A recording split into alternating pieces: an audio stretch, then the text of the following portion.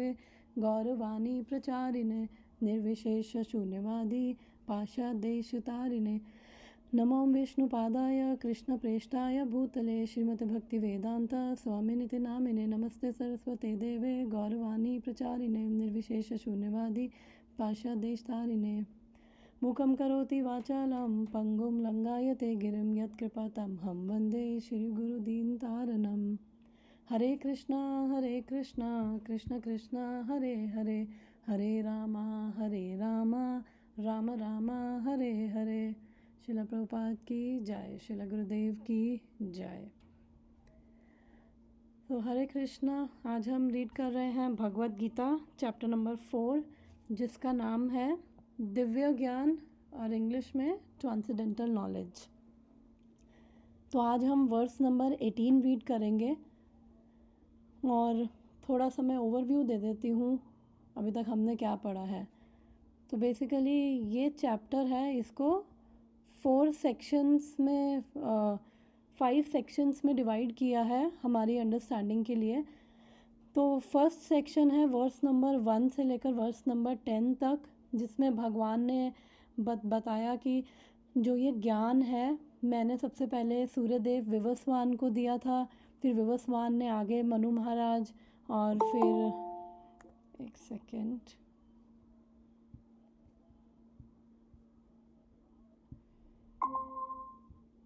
हरे कृष्णा। तो मैं ओवरव्यू दे रही थी कि इस फर्स्ट सेक्शन में भगवान ने बताया कि सबसे पहले मैंने ये ज्ञान सेक्शन नंबर श्लोक नंबर 1 से लेकर श्लोक नंबर 10 तक भगवान ने बोला कि ये ज्ञान पहले मैंने सूर्यदेव विवस्वान को दिया, विवस्वान ने मनु महाराज को, और मनु महाराज ने इक्ष्वाकु को। तो ऐसे ही वो गुरु परंपरा में ये ज्ञान पास ऑन हुआ। बट विद टाइम ये जो चेन है, ये ज्ञान है, ये लुप्त हो गया, चेन टूट गई।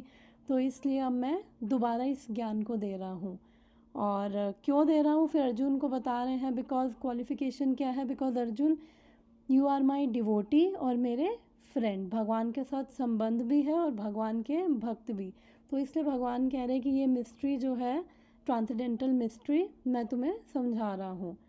फिर भगवान ने बताया कि मैं क्यों आता हूँ और रीज़न्स बताए अपने आने के। अपने बारे में भगवान ने बताया कि अजो अपि सन अव्ययात्मा भूता नाम ईश्वर अपि सन, कि वैसे तो मैं अजन्मा हूँ और अव्यय हूँ, ना तो मैं जन्म लेता हूँ ना मेरा शरीर जो उसका विनाश होता है। तो भगवान ने रीज़न बताया, स्टिल मैं हर युग में आता हूँ। और क्यों आता हूँ, यदा यदा ही धर्मस्य वाला श्लोक और परित्राणाय साधु नाम वाला। तो मेन रीज़न तो भगवान ने बताया कि अपने भक्तों का उद्धार करने के लिए। तो जैसे हम मार्केट जाते हैं, जैसे अब मान लो कि कोई ऑफिस जा रहा है और फिर उसको घर में ऐसे फ़ोन किया जाए, आप ऑफिस जा रहे हो तो आते वक्त आप सब्जी भी ले आना, तो मेन काम तो ऑफिस जाना होता है। तो ऐसे ही मेन काम तो भगवान अपने भक्तों के लिए आते हैं, उनको प्लेजर देने के लिए। लेकिन साथ में जब वो आते हैं तो वो धर्म की स्थापना भी करते हैं और जो दुष्कृति हैं उनको मार भी देते हैं, क्योंकि धर्म की स्थापना और ये दुष्कृतियों को मारने के लिए भगवान को आने की ज़रूरत नहीं है। ये तो उनका कोई, भगवान किसी को एम्पावर करे ये तो वो भी कर सकता है, लेकिन जब भगवान आते हैं तो साथ में ये भी कर देते हैं। फिर भगवान बोलते हैं 9th वर्स में कि जन कर्म च मे दिव्यम एवं यो वेति तत्वतः, कि मेरे जन्म और कर्म जो अर्जुन वो दिव्य हैं, और जो इसको भी समझ रहा है ना वो भी कभी इस संसार में दोबारा जन्म नहीं लेता है। तो फिर भगवान उसके बाद क्वालिफिकेशन बताते कौन समझ सकता है उनके जन्म और कर्म को, और कौन उनकी दिव्यता को समझ सकता है। वीत राग भय क्रोधा मनमय माम उपाश्रिता, जो इस वीत राग भय और क्रोध से फ्री है, एक्चुअली मतलब राग भय और क्रोध से फ्री है, अटैचमेंट फियर और एंगर, और उन्हीं में ही ऑब्जर्व है। फिर हमने ये भी डिस्कस किया था कि भगवान की दिव्यता को समझने का मतलब क्या है, तो ये हम ऑलरेडी डिस्कस कर चुके हैं। फिर नेक्स्ट सेक्शन स्टार्ट होता है श्लोक नंबर 11 से लेकर श्लोक नंबर 15 तक। तो श्लोक नंबर 11 में फिर भगवान बोलते हैं कि ये यथा माम प्रपद्यन्ते ताम तथैव भजाम्यहम्, कि जो जिस भाव में मेरी शरण में आता है मैं उसके साथ वैसे ही आदान प्रदान करता हूँ। अगर ज्ञानी को ज्ञान चाहिए मैं उसको ज्ञान देता हूँ, सकाम कर्मी को कर्मों का फल चाहिए मैं उसको वो देता हूँ, योगी को सिद्धियाँ चाहिए मैं उसको वो देता हूँ, तो भक्त को प्रेम चाहिए, भक्ति चाहिए, मैं उनको वो देता हूँ। तो फिर ये क्वेश्चन आता है कि भगवान जब आप हर एक को उसके अकॉर्डिंग चीज़ें दे रहे हो तो फिर लोग क्यों देवी देवताओं के पास जाते हैं? तो उसके अंदर भगवान बोलते हैं 12वें श्लोक में, बिकॉज इस संसार में लोगों की इतनी अनेक कामनाएं हैं, अनलिमिटेड डिज़ायर्स हैं, और उनको उनके क्विक रिजल्ट्स चाहिए और उनकी अटैचमेंट्स हैं, इसलिए वो इसके चक्कर में देवी देवताओं के पास जाते हैं। फिर अब इतनी अटैचमेंट्स है तो फिर अब क्या किया जाए उन लोगों का? तो फिर भगवान बताते हैं, एक सेकेंड, हरे कृष्णा खुशी। तो मैं ओवरव्यू दे रही हूँ। हरे कृष्णा माता जी। तो भगवान फिर सेकंड सेक्शन में बताते हैं कि इसके लिए मैंने चतुर्वर्णमय सिस्टम गुना कर्म च विभागश, तो मैंने ही ये चार वर्ण और आश्रम जो है हमारे, उसका मैंने ही निर्माण किया है कि जिसकी जैसी प्रकृति है, जैसे गुण है, जैसे कर्म है, उसके अकॉर्डिंग वो कर्म करें, और फिर वर्णाश्रम का गोल भी है मेरे तक पहुंचना। तो हमने ये भी डिस्कस किया था। फिर भगवान अपने बारे में बता रहे हैं, इवन दो मैंने ये क्रिएट किया है बट मेरा इससे कोई लेना देना नहीं है। फिर नेक्स्ट वर्स में भगवान बताते हैं, ना माम कर्मानि लिम्पन्ति ना मे कर्म फला स्पृहा, कि कोई ऐसा कार्य नहीं है जो मुझे अफेक्ट करता है और ना ही मेरे को किसी चीज़ की इच्छा है। मतलब ये हम लोग यहाँ पे हैं क्योंकि हमारी इच्छाएं भी हैं, हमारी अटैचमेंट्स हैं, डिज़ायर्स है, इसलिए हम लोग यहाँ पे हैं। लेकिन भगवान की ना कोई इच्छा है, भगवान की कोई नीड भी नहीं है। तो इसलिए भगवान कह रहे हैं अब जो इसको भी समझ जाता है ना, वो भी फ्री हो जाता है, वो भी फिर कर्मों के बंधन में नहीं बंधता। और फिर भगवान ने अर्जुन को बोला 15th वर्स में, एवं ज्ञात्वा कृतम कर्मा पूर्वेर अपि मुमुक्षु भी। तो अर्जुन, ये ट्राइड एंड टेस्टेड वे है, जो पूर्व में भी जिनको मोक्ष की कामना थी उन्होंने भी यही प्रोसेस फॉलो किया। उन्होंने भी सबसे पहले मेरी दिव्य प्रकृति को समझा है, फिर उसके अकॉर्डिंग अपने कर्म किए हैं, ड्यूटीज़ करी हैं। फिर उसके बाद स्टार्ट होता है हमारा थर्ड सेक्शन, श्लोक नंबर 16 से लेकर श्लोक नंबर 24 तक, जिसके अंदर हम अभी हैं, जो अब हम डिस्कस करेंगे। तो अब ये ऐसे स्टार्ट होता है, इसका लिंक ये है कि अब भगवान ने बोला कि मेरी दिव्य प्रकृति को समझते हुए कर्म करो, तो उससे अब कर्मों के बंधन में नहीं बंधोगे। तो हमने 16th और 17th वर्स में पढ़ा था, भगवान ने बोला कि किम कर्म किम अकर्मेति कव्यो अपि अत्र मोहिता। अब ये कर्म क्या है, अब ये अकर्म क्या है, ये तो जो इवन जो इंटेलिजेंट है वो भी इस मोहित हो जाते हैं, उनको भी ये चीज़ समझ नहीं आती है। फिर उसके बाद भगवान ने नेक्स्ट वर्स, जो कि वर्स नंबर 17 है, जो हम पढ़ चुके हैं लास्ट वीक, फिर भगवान ने उसके अंदर बोला, एक सेकेंड,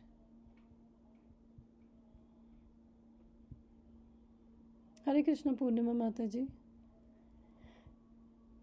तो मैं ओवरव्यू दे रही थी, तो फिर भगवान ने ये मैं वापस स्लाइड में जाती हूँ। तो भगवान ने फिर बोला कि ये कर्म क्या है और कर्म क्या है, इसको तो जो इतने इंटेलिजेंट है वो भी बिल्डर हो जाते हैं, वो भी समझ नहीं पाते हैं। तो इसलिए फिर भगवान बोलते हैं उस वर्ष में बोलते हैं प्रवेक्ष्यामि, कि वो भी नहीं समझ पा रहे, तो फिर इसलिए अब मैं बताऊंगा, इसलिए भगवान बता रहे हैं। फिर वो बोलते हैं 17th वर्स में, कर्मणो हि अपि बोधव्यम च विकर्मणा, कि अर्जुन इसको जानो कि कर्म क्या है अकर्म क्या है। फिर उन्होंने एक और चीज़ इंट्रोड्यूस करी है, विकर्म, कि ये विकर्म क्या है। फिर उन्होंने बोला गहनो कर्मणा गति, कि ये कर्मा की जो थ्योरी है वो उसको समझना बहुत मुश्किल है, बहुत कॉम्प्लेक्स है और इतनी इंट्रिकेट है। तो इसलिए वो बोल रहे हैं कि इसलिए मैं अब उसके तत्व को समझा रहा हूँ, इसलिए मैं अब जो है प्रिंसिपल बता रहा हूँ। तो हमने लास्ट टाइम पढ़ा था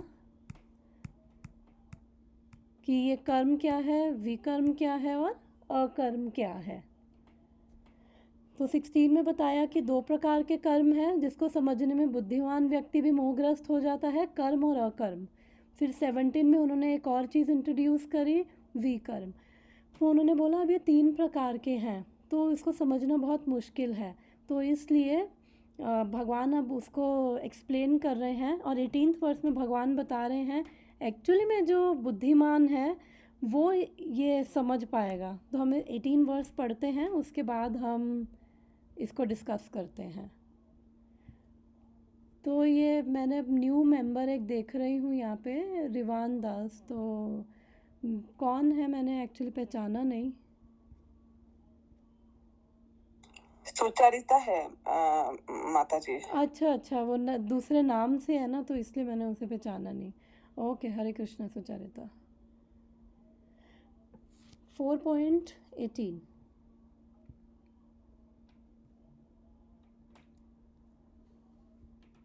कर्मण्य कर्म या पश्येत् अकर्मणि च कर्म या सबुद्धिमान् मनुष्येषु सयुक्ता कृत्स न कर्म कृत्।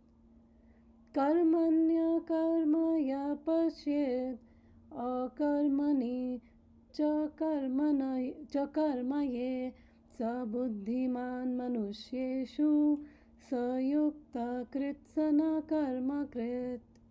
कोई रिसाइट करेगा वर्ड्स को?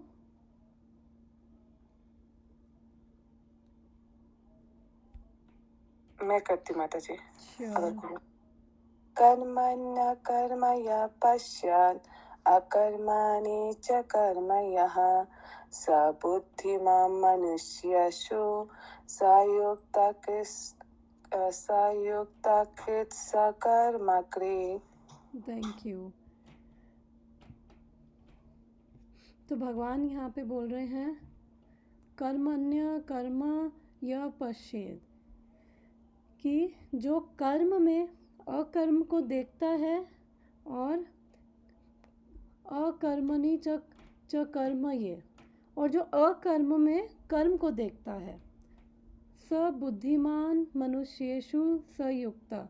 तो वो बेसिकली वो क्या है, बुद्धिमान है। सब बुद्धिमान मनुष्येषु, वो मनुष्यों में, सब मनुष्यों में वो बुद्धिमान है। सयुक्त कृत सना कर्म कृत, जो इस प्रकार से कर्म में अकर्म, अकर्म में कर्म को देख रहा है और उसके बाद भी वो एक्चुअली रियल इंटेलिजेंट तो वही है। और वो फिर सब, इवन वो सब कर्म भी कर रहा है लेकिन वो कर्म के बंधन में नहीं बंधता, एंटैंगल नहीं होता है। तो ये नई चीज़ है, हम इसको डिस्कस करेंगे। कर्म में अकर्म और अकर्म में कर्म, इसका मतलब क्या है। तो पहले मैं अनुवाद पढ़ती हूँ।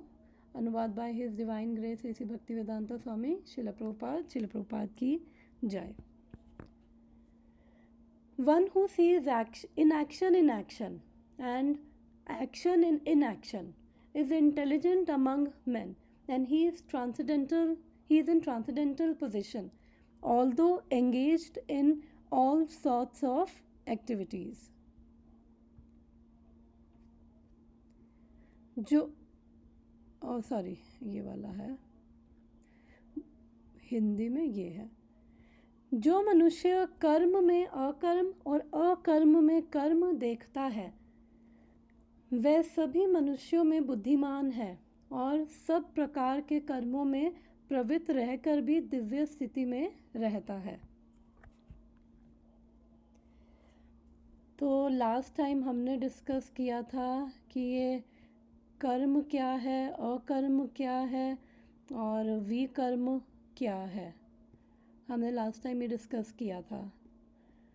तो किसी को उसके अंदर कोई डाउट है, कर्म क्या है, अकर्म क्या है, विकर्म क्या है? तो कोई बता सकता है लास्ट टाइम से जो याद है हमने क्या डिस्कशन किया था, उससे सबका रिवाइज हो जाएगा। कर्म, विकर्म और अकर्म। माता जी, जो मुझे समझ में आया था कि कर्म जो होते हैं, जो हम अपने मतलब अपने अकॉर्डिंग जो हम जो कर रहे हैं, जो रेगुलर प्रैक्टिसेस पे कर रहे हैं, जैसे सब्जी लाना करना, अगर अकर्म वो हो जाएगा, अगर हम भगवान को समर्पित करके कर रहे हैं तो वो अकर्म हो जाएगा। यस इज माता दैट जी, राइट? यस माता जी, और राइट। अगर हम उल्टे काम कर रहे हैं, गलत काम कर रहे हैं, तो विकर्म हो जाएगा। इज दैट क्या सही है ये? यस माता जी, तो इसको थोड़ा सा और इलेबोरेट कर देती हूँ कि जो माता जी आपने बिल्कुल ठीक बोला है जो आपने बोला है, बट उसको थोड़ा सा और इलेबोरेट कर रही हूँ कि जो कर्म है, हम कोई भी एक्शन कर रहे हैं उसे कर्म कहा जाता है। तो जैसे माता जी बता रही थी, सब्जी ला रहे हैं और अभी ये हम भगवत गीता पढ़ रहे हैं और हम घर में खाना बना रहे हैं, ऑफिस जा रहे हैं, तो कोई भी एक्शन जो कर रहे हैं वो कर्म है। लेकिन इसी के अंदर आता है जो हमने लास्ट टाइम पढ़ा था कि हर जो भी हम कर्म करते हैं उसका हमें एक रिएक्शन फेस करना पड़ता है, उसका एक फल हमें भोगना पड़ता है। अच्छा भी हो सकता है, बुरा भी हो सकता है, तो वो भी कर्मा का ही सिस्टम है, एक्शन और रिएक्शन। और फिर जो अकर्म है, अकर्म का मतलब है जिसका हमें कोई रिएक्शन नहीं फेस करना पड़ेगा। और विकर्म है कि जो शास्त्रों के विरुद्ध किया जाता है और उसका हमें बुरा फल भोगना पड़ता है। तो कर्म के अंदर ही हमारे सकाम कर्म आते हैं, विकर्म आते हैं। तो सकाम कर्म यानी कि जो हम शास्त्रों के अकॉर्डिंग कर रहे हैं, जनरली कर्मा को भी यही बोला जाता है, जो शास्त्रों के अकॉर्डिंग कर रहे हैं। और बिकॉज शास्त्रों के अकॉर्डिंग कर रहे हैं तो उस कर्म का हमें एक अच्छा फल मिलेगा, बिकॉज शास्त्रों को फॉलो करें, पुण्य फल मिलेगा। और जो शास्त्रों के अकॉर्डिंग नहीं कर रहे हैं, विकर्म, उसका हमें पाप कर्म भोगना पड़ेगा।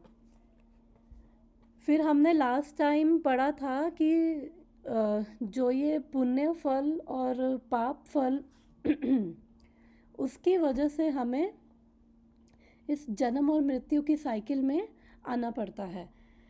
क्योंकि हमारे अगर हम किसी से 10 रुपए मान लो लिए हैं और उसको वापस नहीं किए हैं इस जन्म में, तो वो एक कर्म चढ़ गया, उसका पुण्य कर्म हो गया, क्योंकि उसने दिया है, उसने हेल्प करी है।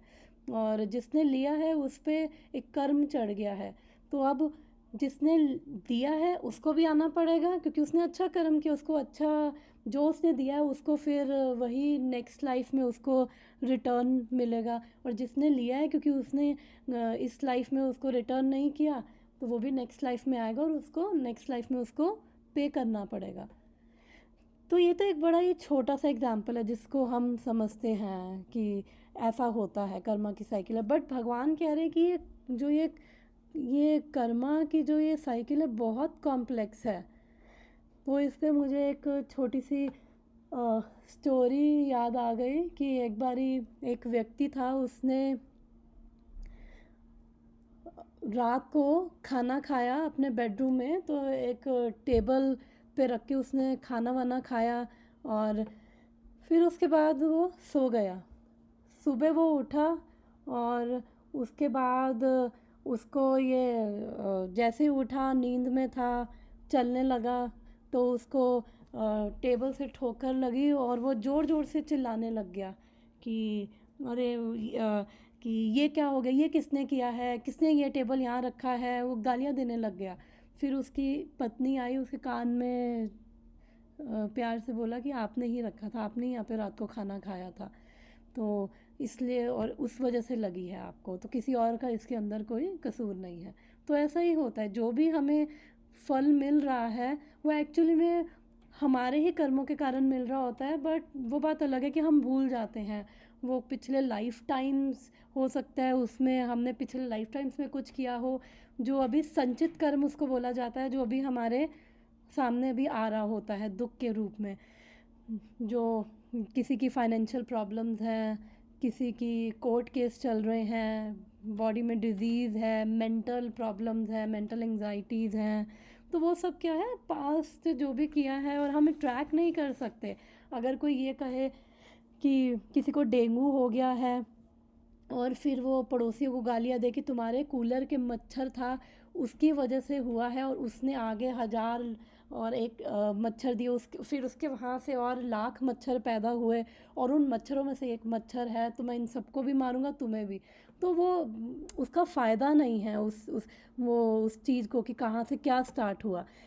तो फ़ायदा किस में है कि अब अगर डेंगू हो गया है तो उसका क्योर कैसे किया जाए, और क्योर करके इस डेंगू वाली स्थिति से निकला कैसा जाए, और कैसे अब बचा जाए कि फ्यूचर में डेंगू ना हो। तो इंटेलिजेंस उसमें है। तो उस हिसाब से कर्म के अंदर सकाम कर्म भी आते हैं, पाप ये जो पुण्य फल भी हैं और पाप फल भी है। तो अभी हमने देखा कि दोनों पुण्य और पाप कर्मों की वजह से इस भौतिक संसार में आना पड़ेगा, क्योंकि उसकी वजह से हमारी इच्छाएं हो जाती हैं, हम उसमें बंध जाते हैं। तो हमारी इच्छाएं हैं, एक्सपेक्टेशंस हैं, और इवन लोग कुछ अच्छा भी करते हैं तो उसके अंदर भी, जैसे हॉस्पिटल बनाए, धर्म कर्म के काम किए, प्याऊ लगाया और कुछ दान दिया, कुछ तपस्या करी, तो उसके पीछे उनके मोटिव्स क्या होते हैं कि हम ये करेंगे तो या तो हम स्वर्ग में जाएंगे या फिर हमें अगले जन्म में ये सब चीज़ों की कमियां नहीं होंगी। अगर हम धन दे रहे हैं तो हमें वो काफ़ी गुना होके हमें वापस मिलेगा। तो वो मोटिवेशंस होते हैं। तो पुण्य कर्म करने के पीछे भी, तो उससे क्या है, उसमें भी वो बंधन में बनते हैं, क्योंकि वो इच्छाएं अंदर होती हैं। तो इसलिए भगवान ने बताया कि जो कर्म है उसको भी अकर्म की तरह करना है, तो उसका कोई फल नहीं लगेगा, उसका कोई रिएक्शन नहीं है। तो आप ये कर्मा साइकिल से फ्री हो जाओगे और आप इस जन्म और मृत्यु की साइकिल में आपको वापस नहीं आना पड़ेगा, क्योंकि अभी कर्मों के कारण ही हम घूम रहे हैं, और कर्मों के कारण ही हमारी, जैसे पिछले जन्म में कर्म किए वैसी हमारी प्रकृति, हमारा स्वभाव है, वही हमारी इंक्लिनेशंस हैं, वही हमारी डिज़ायर्स भी वैसी हैं हमारी। तो अब यहाँ पे जो भगवान बोल रहे हैं कि 2 चीज़ें यहाँ पे भगवान ने बोली है कि कौन बुद्धिमान है, जो कर्म में अकर्म को देखे और अकर्म में कर्म को देख पा रहा है। तो भगवान कह रहे हैं एक्चुअली में वो बुद्धिमान व्यक्ति है। तो हम भागवतम में भी लास्ट टाइम डिस्कस कर रहे थे कि जनरली बुद्धिमान किसको कहा जाता है इस मटेरियल वर्ल्ड में, कि जिसके पास या तो बहुत पैसा हो, अच्छी जॉब हो। आजकल कलयुग का बुद्धिमान का वो स्टैंडर्ड हो गया है कि पैसा हो, अच्छी जॉब हो, थोड़ा इंटेलिजेंट हो, तो उसको कलयुग में भौतिक सेंस में उसको बुद्धिमान कहा जाता है। लेकिन अब भगवान बोल रहे हैं कि बुद्धिमान तो वो है जो अकर्म में कर्म को देख रहा है और कर्म में अकर्म और अकर्म में कर्म। तो इसको समझते हैं।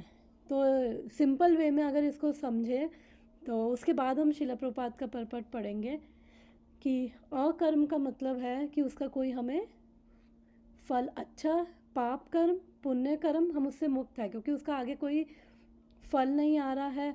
और फिर हमारे मन में, हमने पिछली बार डिस्कस किया था, वो संस्कार भी नहीं बन रहे हैं, हमारे अंदर उन कर्मों की छाप भी नहीं हो रही है, क्योंकि अभी जो भी हम कर रहे हैं हमें वो उसके साथ हमारे इमोशंस रिलेटेड होते हैं और एक्सपीरियंसेस के साथ हमारे इमोशंस होते हैं, और वो इमोशंस हमारे अंतःकरण में स्टोर रहते हैं। और उन इमोशंस के बेसिस पे अगर कुछ अच्छा लगा तो हम और कर्म, उनके ही बेसिस पे हम कर्म करते हैं, और फिर हमें कुछ अच्छा नहीं लग रहा तो हम उससे नफ़रत करते। तो वो सारा हमारा इंटरनली भी स्टोर होता है, एक्सटर्नली क्या होता है, हमें उसका फल भोगना पड़ता है, अच्छा या बुरा। तो यहाँ पे जो ये बोला है कर्म में अकर्म, और फिर हमने ये भी डिस्कस किया था उससे पहले कि अकर्म लास्ट वर्स में कि जो भगवान को समर्पित करते हुए कर रहे हैं उसका हमें कोई पाप या पुण्य फल नहीं लगता है। तो कर्म में अकर्म सिंपल टर्म्स में बोले तो बेसिकली बाहर से देखने में तो वो कर्म कर रहा है, लेकिन अंदर उसकी कॉन्शियसनेस कैसी है, अकर्म,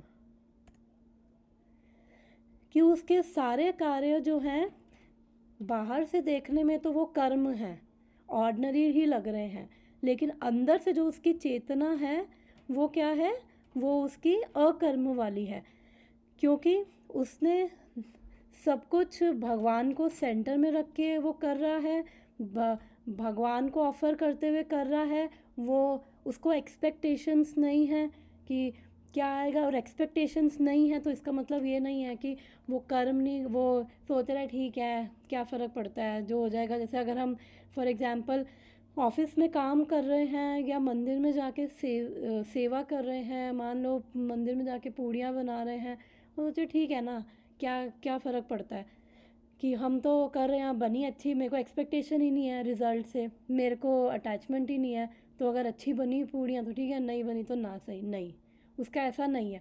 वो हर कर्म ऐसा कर रहा है कि रिज़ल्ट उस पर डिपेंडेंट है, उसका वे ऐसा है, लेकिन वो अटैच नहीं है। क्यों? क्योंकि वो उसको ज्ञान है, उसको अंडरस्टैंडिंग है कि मैं जो भी कर रहा हूँ उसके पीछे उसको हायर अंडरस्टैंडिंग है कि मैं जो भी कर रहा हूँ अगर वो मैं अपने लिए करूँगा तो मैं पाप पुण्य में बंधूँगा, और इसलिए उसको ज्ञान है, उसको भगवान के बारे में भी उसको पता है, उसको नॉलेज है कि अगर मैं भगवान कौन है, ये प्रकृति क्या है, मैं यहाँ मैं कौन हूँ, और ये प्रकृति का क्या संबंध है भगवान से, मेरा क्या संबंध है, क्या पोजीशन है भगवान की। तो वो उस ज्ञान में रहकर जब वो कर्म कर रहा है तो इसका मतलब कर्म में भी वो अकर्म कर रहा है, क्योंकि उसकी वजह से वो बंध नहीं रहा है, उसको पता है। अब हम भी जैसे सुन रहे हैं चीज़ें, तो हमें भी थोड़ा थोड़ा नॉलेज हो रही है, तो नॉलेज का मतलब क्या है, एक्शन। तो अब हमारे भी एक्शन क्या होंगे, क्योंकि हमें पता है भगवान की दिव्य प्रकृति, पता है भगवान की दिव्यता हमें पता है, तो भगवान क्या है, गुणातीत है। अदरवाइज़ अगर हम अपनी मर्ज़ी से जो कर्म कर रहे हैं, रिज़ल्ट से अटैच हुए, ये हमने सेकंड चैप्टर में भी पढ़ा था, कर्मण्येवाधिकारस्ते मा फलेषु कदाचन, तो इसके 4 पार्ट्स थे कि, तो अभी खैर वो वर्स तो नहीं, बट उसके हम लोग मतलब जब पढ़ा था तो उसको 4 पार्ट्स में पढ़ा था, इसका मतलब क्या एग्जैक्टली तो उस टाइम पे क्लियर हुआ था। तो कभी इस वर्ड्स को दोबारा हम पढ़ सकते हैं तो उससे और क्लैरिटी होगी कि रिज़ल्ट से एक्सपेक्टेशन नहीं होना, रिज़ल्ट से अटैच नहीं होना, क्योंकि उसे नॉलेज है और उसका मतलब क्या है तो उस वर्स में हमने जाना था। तो स्टिल उसको पता है, तो इसलिए वो कर्म भी ऐसे कर रहा है कि वो अकर्म की तरह कर रहा है। बाहर से वो कर्म है, लेकिन जो अंदर का है तभी वो अंदर क्या है, कर्म में अकर्म देख रहा है। तो बाहर से उसकी एक्टिविटी ऑर्डिनरी हो सकती है, लेकिन अंदर से क्या है, उसकी चेतना क्या है, उसको ज्ञान में है। जब हम ज्ञान में होते हैं तो हम फिर भगवान को समर्पित करते हुए कर्म करते हैं, क्योंकि हम समझ जाते हैं। अदरवाइज़ जब हम अपने मन से करेंगे, मेंटल प्लेटफॉर्म से करेंगे, तो हम 3 गुणों के प्रभाव में रहकर कर्म करते हैं, सतोगुण, रजोगुण, तमोगुण। और 2 श्लोक पहले हमने बहुत डिटेल में पढ़ा था कि जब हम ये 3 गुणों के प्रभाव में होते हैं तो हम अपने लोअर नेचर से एक्ट करते हैं, काम, क्रोध, लोभ, मोह, मद, मत्सर, इन सब चीज़ों से हम एक्ट करते हैं, क्योंकि हमारा अभी उतना ही स्तर है, मेंटली कुछ करेंगे तो हमारा उतना ही स्तर है इन्हीं चीज़ों के, क्योंकि 3 गुणों में भी हैं। फिर लोअर नेचर से एक्ट करेंगे, तो जब लोअर नेचर से एक्ट करेंगे तो उस साइकिल में बंधेंगे, कर्मा की साइकिल में और फंसेंगे, क्योंकि जो हम कर रहे हैं हमारा मोटिवेशन वो सेल्फ मोटिवेटेड, सेल्फ इंटरेस्ट के लिए, सेल्फिश इंटरेस्ट के लिए है। और इवन अर्जुन भी डर रहा था। फर्स्ट चैप्टर में उसने भगवान को रीज़न दिया था, फियर ऑफ सिंफुल रिएक्शन। उसने पूरा तर्क लॉजिक से उसने भगवान को समझाया कि मुझे पाप लगेगा अगर मैं इनको मारूंगा। तो भगवान ने उसको बोला कि जो हमारी ड्यूटीज़ हैं हमें वो करनी होती है, चाहे हमें वो करने में हमें कितना भी अनकंफर्टेबल फील हो, स्टिल हमें हमारी ड्यूटीज़ करनी है। तो यू आर ए क्षत्रिय, तो वो कह रहा था मैं क्षत्रिय हूँ पर मैं ज्ञान का मार्ग अपना लूँगा, ब्राह्मण बन जाऊँगा, जंगल में भीख मांग के खा लूँगा। तो भगवान ने कहा उसे थर्ड चैप्टर में बोला, Arjun don't be a pretender, जो तुम हो, जिस वर्ण में हो, आश्रम में, उसी से ही तुम एक्ट करो, वही अपनी ड्यूटीज़ करो और दूसरों को कॉपी मत करो। और भगवान ने उससे पहले थर्ड चैप्टर में ये भी बोला था कि परो धर्मा भयावह, दूसरों को कॉपी करोगे तो दैट विल बी डेंजरस। और हमने समझा था क्यों। तो भगवान ने बोला भले ही तुम्हारे कामों में दोष भी हो, still you do your duties, क्योंकि वो तुम अपने नेचर के अकॉर्डिंग कर रहे हो। तो यू डू योर ड्यूटीज़, चाहे उसमें दोष भी है, अपनी ड्यूटीज़ करो। फिर भगवान उसे बता रहे हैं कि जो तुम कह रहे हो कि तुम्हें पाप कर्मों का भय होगा, तो तुम डरो मत, तुम कर्म करो, लेकिन अकर्म में रहकर। अकर्म यानी कि फिर भगवान बता रहे हैं कि कैसे, प्रभुपाद परपट में बताएंगे अकर्म में कैसे कर्म करें। फिर दूसरा जो ये है, ये कर्म में अकर्म है, जो भी हमने डिस्कस किया है। अब दूसरा आता है अकर्म में कर्म। बाहर से देखने में तो वो लग रहा है कि अकर्म कर रहा है, जैसे पिक्चर के अकॉर्डिंग एक ये योगी है कि अभी ये बाहर से देखने में तो लग रहा है कि हाँ तपस्या कर रहा है और बिल्कुल डिटैच है, इसको किसी चीज़ से कोई लेना देना नहीं है। लेकिन अगर वो भगवान कृष्ण को अपने जो भी कर रहा है, अगर उसको भक्ति के अंदर नहीं कर रहा है, भगवान कृष्ण को समर्पित करते हुए नहीं कर रहा है, तो वो क्या है, वो एक तरह से वो बाहर से देखने में तो उसका अकर्म है। बाहर से तो उसकी ऐसी ड्रेस है, उसने सैफरन पहना हो सकता है, बाहर से उसका ऐसा, लेकिन अंदर से वो कर्म कर रहा है। क्योंकि अंदर से भले ही वो बाहर से ऐसे दिखा रहा हो, लेकिन अभी अंदर से उसका शुद्धि नहीं हुई है, अंदर से उसको डिटैचमेंट नहीं आया है, ये आर्टिफिशियली उसने ले लिया है। क्योंकि वो ब्रीथ कर रहा है, वो ईट कर रहा है, तो हम कैसे कह सकते हैं कि वो अकर्म कर रहा है? क्योंकि वो खाना भी खा रहा है, वो पैदल भी चल रहा है, और वो बैठ रहा है, उठ रहा है, घूम रहा है, हवा में सांस ले रहा है। तो ये सब करने में भी उसको क्या है, रिएक्शंस, इन सब के भी रिएक्शंस होते हैं, हमें भोगने पड़ते हैं। और हम 3rd चैप्टर में भी पढ़ के आ चुके हैं कि हर चीज़ में जो हम करते हैं ना, हमारे हर कर्म में दोष है। तो 3.9 में पढ़ा था कि अगर हम भगवान विष्णु को ऑफर करते हुए कर्म करेंगे तो हम उन दोषों से मुक्त हो जाते हैं। हमारे ऊपर 5 प्रकार के ऋण हैं, देवी देवताओं के ऋण होते हैं, हमारे ऊपर ऋषि ऋण है, पितरों का ऋण है, क्योंकि उन सब ने हमें कुछ ना कुछ दिया है। देवी देवता हमें ये सारा फैसिलिटीज़ दे रहे हैं, बारिश दे रहे हैं और सनलाइट दे रहे हैं, हमें सब फैसिलिटीज़ दे रहे हैं जो हमें इस भौतिक संसार में चाहिए। ऋषि का ऋण है, ऋषि का, साधु का ऋण होता है, क्योंकि वो हमें ज्ञान दे रहा है, तो उसका भी ऋण है। और उसके बाद हम जो खा पी रहे हैं, तो हम आग जलाते हैं, पानी रखते, तो हवा में काफ़ी बैक्टीरिया हैं और उनके अंदर भी सेम आत्मा है, तो वो भी मर जाते हैं। हम पैदल चल रहे हैं, हम कई बार नीचे देखते नहीं हैं, और नीचे कितने वो जो इंसेक्ट है, कीड़े हमारे पैर के नीचे आके मर जाते हैं। तो हम जो कर रहे हैं उसके अंदर हमें कितने पाप हमें फेस करना पड़ रहा है।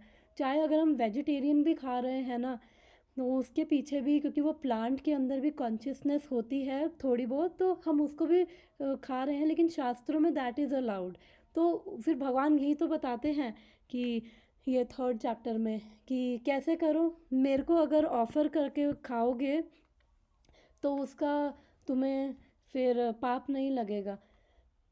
हमने पढ़ा था कि जो भी हम भोग बनाते हैं, जो भी हम खाना घर में बना रहे हैं, अगर सात्विक तरीके से बना रहे हैं, शुद्धता से, और भगवान को भोग लगा रहे हैं, तो उससे क्या है कि हमें उसका पाप नहीं लगता। ये सारे पाप जो भी मैंने गिनवाए हैं वो हमारे क्योंकि भगवान को ऑफ़र कर दिया ना, अब ये पाप पुण्य भगवान के ऊपर है, हमारे ऊपर नहीं है, हम उससे बच गए।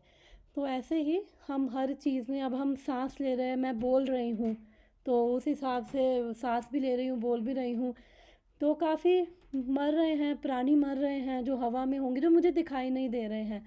लेकिन क्या अभी जो हम कर रहे हैं वो क्या कर रहे हैं, अकर्म कर रहे हैं। तो इसलिए मुझे उसका कोई पाप या पुण्य नहीं लग रहा है, क्योंकि भगवान को ग्लोरीफाई कर रहे हैं, भगवान के बारे में बोल रही हूँ, भगवान को सुन रहे हो आप सब भी, तो वो सब क्या है, श्रवण और कीर्तन और स्मरण, तीनों चीज़ें अभी साथ साथ हो रही हैं। भगवान को सुनना, भगवान का कीर्तन, भगवान को याद करना, तीनों चीज़ें एक साथ हो रही हैं। तो इसलिए ये क्या है, अकर्म है।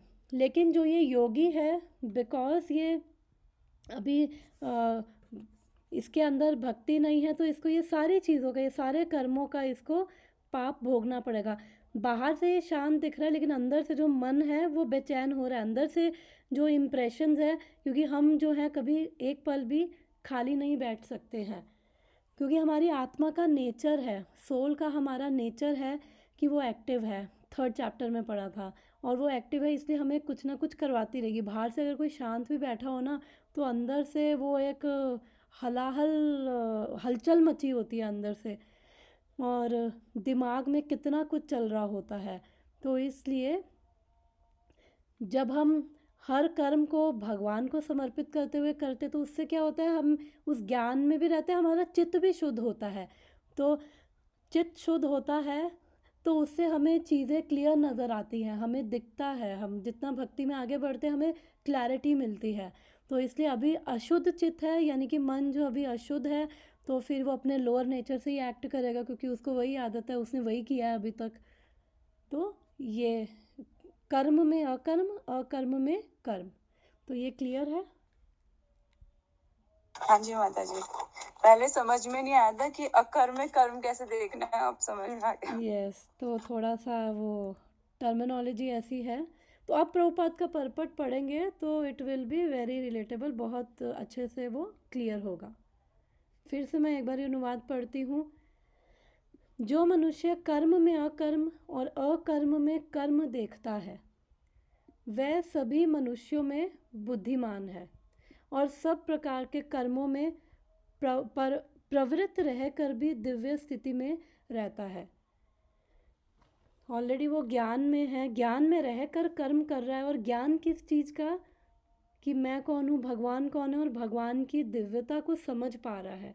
तो जब हम समझेंगे तभी तो उस वे में एक्ट करेंगे, जब नहीं पता तो फिर जैसा हमें पता है हम फिर वैसे ही एक्ट करेंगे। तो इसलिए जब वो ज्ञान मिलता है उसके साथ हम भक्ति भी करते हैं, because knowledge means action, that is the real knowledge जिसको हम अप्लाई कर पा रहे हैं। एक बारी मेरे को याद है एक लेक्चर में एक प्रभु जी बता रहे थे कि प्रभुपाद के पास एक व्यक्ति आया और उसने बोला कि श्रील प्रभुपाद, मैं ये पूरी भगवत गीता 1 घंटा 48 मिनट्स में पूरी भगवत गीता मैं रिसाइट कर सकता हूँ, मैं इतना एक्सपर्ट हूँ। तो प्रभुपाद ने बोला कि आई एम वेरी हैप्पी कि आप 1 घंटे 50 मिनट के आसपास आप ये पूरी भगवत गीता रिसाइट कर सकते हो, that is very good, but I will be more happy if you can live this Bhagavad Gita for 1 hour 50 minutes। अगर तुम इतना भी इस भगवत गीता को लिव का मतलब तुम उसको अपने जीवन में उतार के तुम उसको अगर फॉलो कर रहे हो तो I will be more happy, क्योंकि that is the real essence. जो हम ये भगवत गीता में पढ़ रहे हैं, सुन रहे हैं, तो वो हमें प्रैक्टिकली अप्लाई करना है, तो वो हमारे लिए बेनिफिशियल होगा। बट ज़रूरी है कि हमें उसका पता भी होना चाहिए, हमें पता होना चाहिए कौन है ये भगवान, क्यों इनको शरण में जाएं, क्यों इनको समर्पित हुए, क्या है ऐसा इनमें। तो जब हमें पता होगा और फिर हम वो अट्रैक्शन फील करेंगे, वो हम विश्वास फील करेंगे, फिर धीरे धीरे भक्ति में लगेंगे, धीरे धीरे वो प्रेम आएगा, क्योंकि भगवान क्या है, एक पर्सन है, इमोशंस है उनके अंदर भी, जो जैसे हम लोग पर्सन है, हमारे अंदर इमोशंस है, भगवान भी पर्सन है, उनके अंदर इमोशंस हैं। तो जब हम वो परम पुरुष हैं, तो जब हम उनके साथ आदान प्रदान करते हैं तो वो भी हमारे साथ आदान प्रदान करते हैं, तो हमें बहुत अच्छा लगता है, वो जॉयफुल फील होता है, आनंदमय फील होता है, क्योंकि हम उनकी ही अंतरंगा शक्ति जो है, डिवाइन एनर्जी है, प्लेजर जो हम देती है, उसके साथ हम कनेक्ट होते हैं। इसलिए जो भक्ति में लगे हुए हैं फिर वो काफ़ी हद तक काम रह सकते हैं, थोड़े हद तक पीसफुल हो जाते हैं। जितना ज़्यादा डिपेंड करता है उनकी भक्ति बढ़ रही है, उतना ज़्यादा वो पीस, उतना ज़्यादा वो अपने हार्ट में जॉय फील कर पाते हैं, क्योंकि हम हर कर्म जो कर रहे हैं उसके पीछे हमारा एक ही रीज़न होता है कि हमें वो हैप्पीनेस चाहिए, हमें वो खुशी चाहिए। तो इसलिए खुशी के, और हमें पता नहीं है कि रियल हैप्पीनेस कहाँ मिलेगी, तो इसलिए जो हमें समझ आता है हम उस हिसाब से वो चीज़ें करते हैं। हमारा सिचुएशन भौतिक संसार में ऐसी है कि जैसे एक ये डेज़र्ट है, रेगिस्तान है, तो रेगिस्तान में हम सब भाग रहे हैं, कभी एक दूसरे की टांग खींच रहे हैं, कभी एक दूसरे को मार रहे हैं, गालियाँ दे रहे हैं, और हमें बस एक, जैसे रेगिस्तान होता है ना, मिराज होता है ना, कि वहाँ पे रियल वाटर नहीं है, मिराज है कि रिफ्लेक्शन है। मिराज होता है कि जो हमें भ्रम होता है कि जब बहुत गर्मी का दिन होता है और जब चारों ओर वो रोड पे चल रहे हो रेत हो, तो हमें ऐसा भ्रम होता है आगे पानी है। तो वो हम लोग सब ऐसे ही भाग रहे हैं कि अब हमें फॉल्स होप्स हैं हमारी कि अब हमें हैप्पीनेस मिलेगी, हैप्पीनेस मिलेगी, इससे मिलेगी, इससे मिलेगी, बट वो भी हमें, जो भी हमें थोड़ा बहुत हैप्पीनेस मिलती है वो भी अंदर क्या है, केवल वैक्यूम ही क्रिएट, वैक्यूम फिर भी रहता है हमारा, वो वैक्यूम नहीं भरता। तो जो रियल हैप्पीनेस है, जब हम भगवान की शरण में जाते हैं, भगवान से जब जुड़ते हैं ना, तो एक्चुअली में तब समझ आता है कि जो वहाँ पे तो फिर भी पानी की केवल बूंदें हैं, तो पानी की बूंदों से भी हृदय तृप्त नहीं होगा जो संसार है, लेकिन भगवान की शरण में तो वो एक पूरा ओशन मिल जाएगा। तो ईजियर सेड देन डन, कि कहने में इजी है but that is the fact. और धीरे धीरे अपने लेवल पे जो भक्त हैं फील कर पा रहे हैं, फील कर पा रहे हैं, इसलिए वो ये चीज़ समझ पा रहे हैं, इसलिए और ज़्यादा भक्ति में भी लगते हैं, और ज़्यादा भक्ति की एक्टिविटीज़ कर पाते हैं, क्योंकि वहाँ से ना एक प्लेजर है, भगवान के साथ जो संबंध है ना, उसमें हमें एक जॉय फील होने लग जाता है। तो धीरे धीरे जितना हम भगवान की सेवा करते हैं, भगवान का नाम जाप करते हैं, हरे कृष्णा कृष्ण कृष्ण हरे हरे, हरे रामा राम राम हरे हरे। तो क्योंकि हम जब सेवा कर रहे होते हैं ना, तभी डिवोशनल सर्विस क्यों बोला, और डिवोशनल सर्विस में बहुत वैरायटी है। तो डिवोशनल सर्विस इसलिए बोला है कि हम कोई भी सेवा भगवान के लिए कर रहे होते हैं, चाहे घर में कर रहे हैं, चाहे मंदिर में कर रहे हैं, तो हम सोच रहे होते हैं, अगर मंदिर में भी हम, अब जैसे सेवा होती है कुकिंग की, तो सोचते हैं ना कि क्या बनाएं भगवान के लिए, क्या लेके जाऊं, ऐसा अब क्या बनाऊं कि जिससे भगवान को प्रसन्नता मिले। तो उससे क्या हो रहा है, भगवान का ध्यान भी हो रहा है। और फिर जिसकी गार्लैंड की सेवा है, तो अच्छा अब इसमें कौन से फूल डालूं, कौन से अच्छे फूल हैं, और कि भगवान पे जब ये जाएंगे तो और सुंदर लगेंगे, या फूलों की सुंदरता भगवान की सुंदरता की वजह से और बढ़ जाएगी। तो उस वे में हम जो सेवा कर रहे हैं ना, अगर घर में भी कर रहे हैं, तो अगर वैसी कॉन्शियसनेस हमारी रह पाती है, चेतना रह पाती है, झाड़ू भी मार रहे हैं, तो ये घर भगवान की कृपा से मिला है, तो मुझे ये साफ़ रखना है, और जब ये साफ़ रखूँगी तो उसके अंदर फिर भगवान की अच्छे से सेवा कर पाएंगे। रसोई को साफ़ कर रहे हैं, तो हर चीज़ एक्चुअली प्रैक्टिकली कोई चीज़ ऐसी नहीं है जो भगवान से अलग हो। जब हम भगवान से अलग कर देते हैं ना, तो वो माया होती है, हर चीज़ में हम कृष्ण को देख पाते हैं। तो ये एसेंस है, हम तात्पर्य पढ़ते हैं और इसको समझते हैं। कृष्ण भावनामृत में कार्य करने वाला व्यक्ति स्वभावतः कर्म बंधन से मुक्त हो जाता है। उसके सारे कर्म कृष्ण के लिए होते हैं, अतः कर्म के फल से उसे कोई लाभ या हानि नहीं होती। फलस्वरूप वह मानव समाज में बुद्धिमान होता है, यद्यपि वह कृष्ण के लिए सभी तरह के कर्मों में लग सकता है।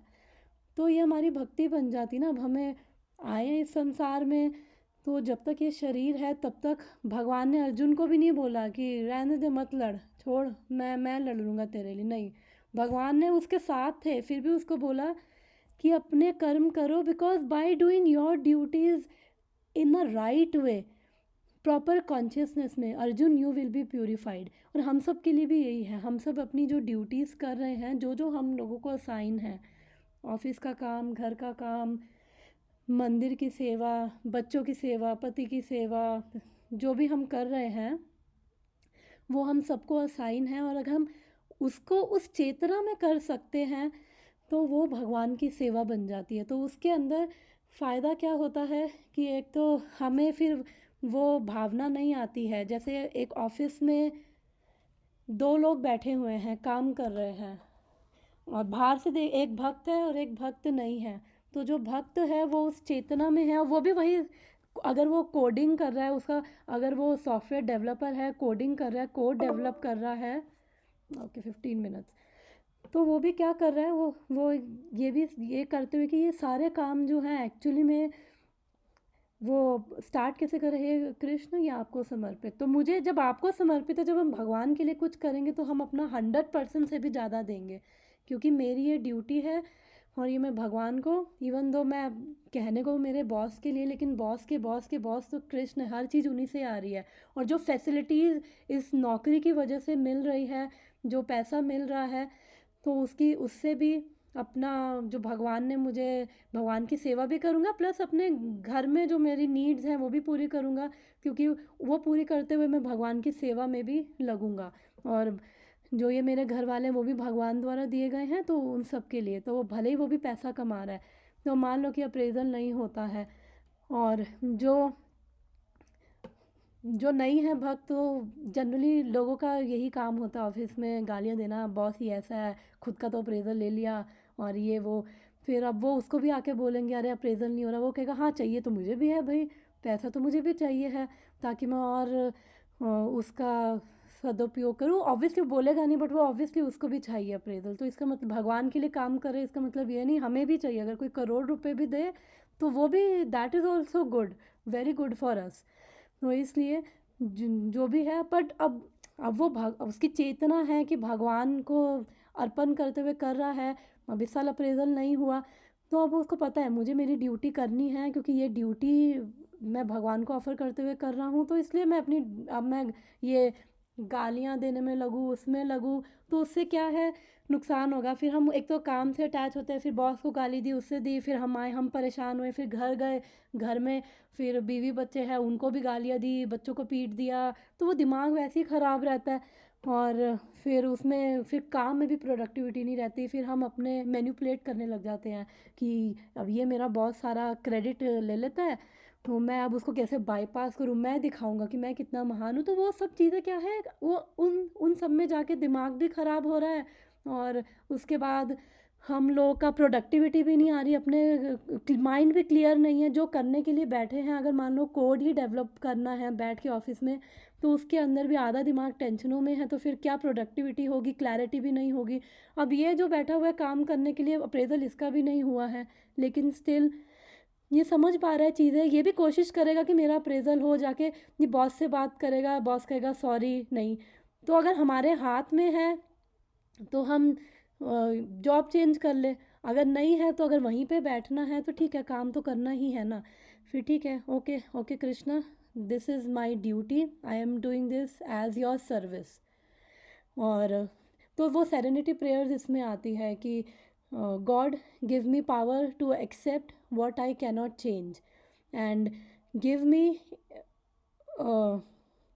गिव मी स्ट्रेंथ टू, जो भी मैं चेंज कर सकता हूँ उसको मैं चेंज कर सकूँ, और गिव मी इंटेलिजेंस कि मैं डिस्क्रिमिनेट कर सकूँ कि क्या मैं चेंज कर सकता हूँ, क्या मैं नहीं चेंज कर सकता हूँ। तो वो भी बात करेगा, बॉस ने मना कर दिया नहीं बैठो काम करो, तो वो एज अ, बिकॉज वो अपनी ड्यूटी भगवान को समर्पित करते हुए कर रहा है, तो वो उसकी चेतना ठीक रहेगी, वो अपना काम करेगा ऑफिस का, और घर जाएगा अपनी साधना भक्ति भी करेगा। और इस वे में अगर उसके हाथ में है तो जॉब चेंज करेगा, नहीं है तो यहाँ पे जब तक रहना है, तो उससे क्या उसको माइंड में भी क्लैरिटी रहेगी, अपनी साधना भक्ति भी कर पाएगा, सेवा भी कर पाएगा, और ऑफिस के काम भी कर पाएगा, प्रोडक्टिविटी भी आएगी। तो अपने लोअर नेचर में नहीं जाएगा, क्योंकि जितना लोअर नेचर में जाएंगे उतना हम केवल कर्मा में और एंटैंगल होते हैं। तो दैट इज़ द डिफरेंस। तो time is 11 minutes, okay we can finish it. तो वो रियल में बुद्धिमान है जो ऐसा कर पा रहा है, और क्योंकि उसको ज्ञान भी है, तो वो ज्ञान की अग्नि उसके सारे कर्मों को भी जला देगी। फिर एक कि मैंने 5th चैप्टर का एक श्लोक निकाला था जिसका मैं खाली अनुवाद पढ़ रही हूँ, 5.10। जो व्यक्ति कर्म फलों को परमेश्वर को समर्पित करते आसक्ति रहित होकर अपने कर्म करता है, वह पाप कर्मों से उसी प्रकार अप्रभावित रहता है जिस प्रकार कमल पत्र जल में अस्पर्शीय रहता है। जैसे कमल का फूल है, भले ही वो कीचड़ में है, सारे वो कहते हैं ना लोटस फ्लावर ही है ना, वो कीचड़ में होता है, लेकिन फिर भी वो उसको कीचड़ नहीं लगता। इवन उसके ऊपर वो पानी भी होगा ना, पानी की बूंद उससे क्या होगी, फ्लोट करके नीचे चली जाएगी। तो एक तरह से पानी आया वो चला गया, तो एक तरह से सिचुएशंस आई, क्योंकि इसकी चेतना जो है ठीक है, भगवान में लगी हुई है, बुद्धि भी इसकी फिक्स है, ये सिचुएशंस को हैंडल कर पा रहा है, और भगवान को कर्म फल दे रखे हैं, तो पाप पुण्य का तो चक्कर ही ख़त्म हो गया यहाँ पे। और इसलिए उसको टेंशन लेने की ज़रूरत नहीं है, मेरे को ये पाप करना है, मेरे को ये पुण्य करना है। पुण्य करने हैं, लेकिन पुण्य को कैसे करना है, अच्छे कर्म करने हैं, लेकिन भगवान को समर्पित करने हुए। हम गरीबों को खिलाना इसके खिलाफ नहीं है कि गरीबों को खाना ना खिलाओ, किसी की मदद नहीं करो, ये तो सबसे बड़ी सेवा है, करनी चाहिए, लेकिन भगवान को सेंटर में रखते हुए। गरीबों को खाना खिला रहे हैं, भगवान का प्रसाद, भगवान को भोग लगा के खिलाओ, किसी की सेवा कर रहे हैं, तो वो चेतना होनी चाहिए कि ये आपका अंश है ना, तो इसलिए इसकी सेवा करके आपकी ही सेवा होगी। तो उस वे में अगर हम कर रहे हैं, उस वे में हम दान कर रहे हैं, हम हर चीज़ कर रहे हैं, तो दैट इज़ कृष्णा की सेवा ओनली। तो वो हमें फिर पुण्य के कर्मों में भी नहीं फंसाएगा, वो हमारे भक्ति हो जाएगा। निर्विशेषवादी इस भय से सारे कर्म करना बंद कर देता है कि कर्म फल उसके आत्म साक्षात्कार के मार्ग में बाधक ना हो, किंतु सगुणवादी अपनी स्थिति से भली भांति परिचित रहता है कि वह भगवान का नित्य दास है, अतः वह अपने आप को कृष्ण भावनामृत के कार्यों में तत्पर रखता है। चूँकि सारे कर्म कृष्ण के लिए किए जाते हैं, अतः इस सेवा के करने से उसे दिव्य सुख प्राप्त होता है। यहाँ पे प्रभुपाद लिख रहे हैं कि कृष्ण के लिए कर रहे हैं तो दिव्य सुख प्राप्त होता है, तो that is the real fact. तो अभी उतना दिव्य सुख अगर नहीं भी फील हुआ तो 100% we will feel it, because what we are doing, बिल्कुल हम करेक्ट पाथ पे हैं, भगवान की कृपा में गुरु के अंडर हैं, we are on right path. बस हमें उसी पाथ पे भगवान का नाम लेकर, भगवान से प्रार्थना करते हुए, गुरु से प्रार्थना करते हुए, इसी पाथ में, इस भक्ति के मार्ग में केवल चलता रहना है, और ये दिव्य सुख 100% प्राप्त होगा। फिर अब यहाँ पे प्रभुपाद बोल रहे हैं, निर्विशेषवादी इस भय से सारे कर्म बंद कर देते हैं। अब निर्विशेषवादी जो इम्पर्सनलिस्ट हैं, तो कह रहे हैं अकर्मा means without reaction to work, impersonalist ceases fruitive activities out of fear. क्योंकि अब ये निर्विशेषवादी हैं, ये भी आध्यात्मिक हैं, पर इनको पता नहीं है कि इनका जो हमने पहले भी डिस्कस कर रखा है, निर्विशेषवादी केवल भगवान को निराकार मानते हैं, या फिर जो सबको भगवान के बराबर मान रहे हैं कि सारे एक है, हम भी भगवान हैं, देवी देवता भी बराबर है, भगवान कृष्ण के बराबर मान रहे हैं, वो भी निर्विशेषवादी है। यानी कि वो भगवान की परम पोजीशन, जो महानता है, वो सुप्रीम है, उसको नहीं मान रहे, तो वो सारे निर्विशेष की कैटेगरी में ही आएंगे। तो फिर उनको भी पता रहेगा कि ये कर्म नहीं करने हैं, क्योंकि इतना उनको ज्ञान हो जाता है कि मैं ये शरीर नहीं हूँ, मैं ये आत्मा हूँ। तो जितना ये शरीर कर्म करेगा ना, तो उतना बंधन में फंसेगा।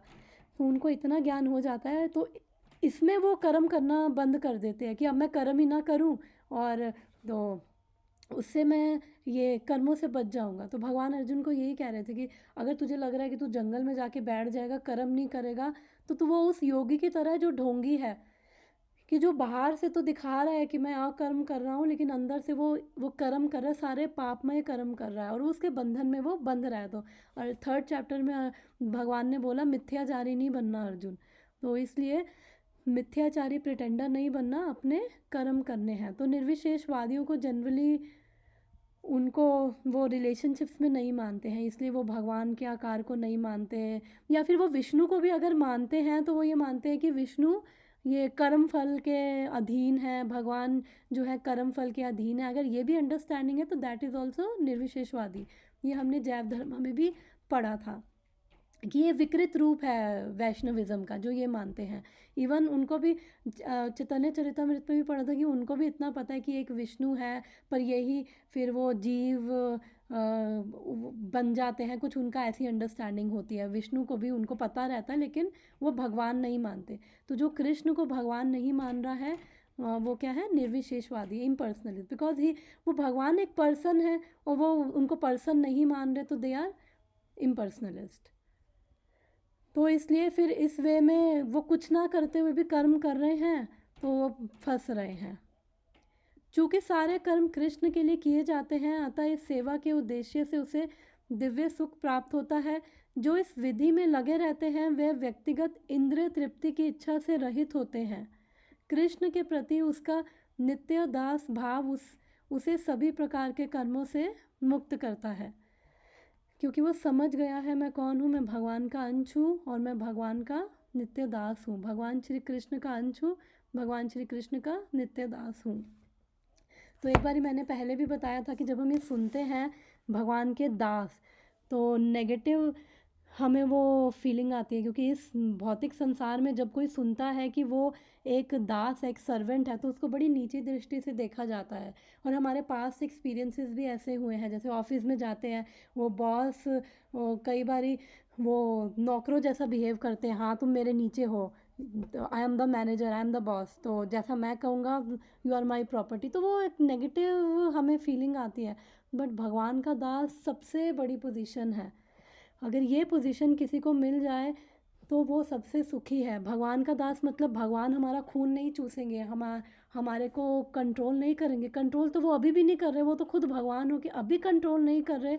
तो जब हम उस पोजीशन पे दास मतलब वो खास पोजीशन जिसके अंदर हम उनको प्रेम करके उनकी सेवा कर पा रहे हैं, क्योंकि इस भौतिक संसार में भी जिनको प्रेम करते हैं उनकी सेवा कर पाते हैं। तो ऐसे ही हम जब जिनकी सेवा करते हैं ना उनके अधीन हो जाते हैं, उनसे इतना प्रेम हो जाता है कि अब आप जो कहोगे हम वही करना चाहते हैं। वो भावना, वो प्रेम जब आ जाता है ना तो ये दास भावना आती है। तो it is the biggest position spiritual world में, ये सबसे बड़ी पोजीशन है और हर कोई दास बनना चाहता है। लेकिन जो स्पिरिचुअल वर्ल्ड में है वो मटेरियल वर्ल्ड में आके, भौतिक जगत में आके वो विकृत रूप ले लेता है। तो इसलिए जब कोई सुनता है भगवान के दास, कई ऐसी ऑर्गेनाइजेशंस हैं जो मानती हम तो कोई दासवास नहीं है, हम तो भगवान के बराबर हैं। मैंने कहीं सुना है रील्स में कि भगवान के बराबर बन सकते हैं, कोई दासवास नहीं होता है, वो ऐसे अलग अलग उनके फंडे होते हैं। तो उनको एक्चुअली में पता ही नहीं है कि वो सर्वोत्तम प्रेम की स्थिति में पहुंचना, जिसके बाद हम उस भगवान को केवल अपना मान रहे हैं। तो जब अपना मान रहे हैं तो उनकी दास भावना से सेवा ही करेंगे। तो जो ये समझ जाता है ना, फिर वो हर चीज़ भगवान के लिए ही करता है। तो ये था कर्म में अकर्म और अकर्म में कर्म। तो लास्ट 3 मिनट्स हैं, किसी को कुछ ऐड करना है या डिस्कशन?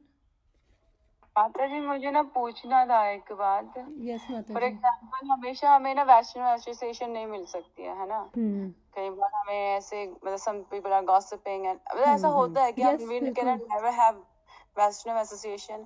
तो उस समय हमें कैसे बिहेव करना चाहिए? माता जी मतलब कैसे हमें सोचना चाहिए अंदर में, या कैसे वैष्णव एसोसिएशन का मतलब केवल फिजिकली बैठना नहीं है, उनकी वाणी से भी, जो हमारे गुरुजन हैं, जो हमारे सीनियर नहीं भक्त माता जी, हैं। वो नहीं कह रही हूँ मैं, वो कह रही हूँ फॉर एग्जाम्पल आप ऐसे ग्रुप में जा रहे हो जहाँ पे कोई इन बातों को मानता भी नहीं है, but you have to go, but आपको ऐसे जाना पड़ेगा, तब आप तो क्या उस करेंगे? केस में माता जी हमें उनकी एसोसिएशन से इन्फ्लुएंस नहीं होना, मतलब कि उनकी एसोसिएशन नहीं लेनी, उनके जहाँ पे हमें जाना ज़रूरी है, क्योंकि हम भी ये सोशल स्ट्रक्चर का पार्ट है, बाहर जाना होता है।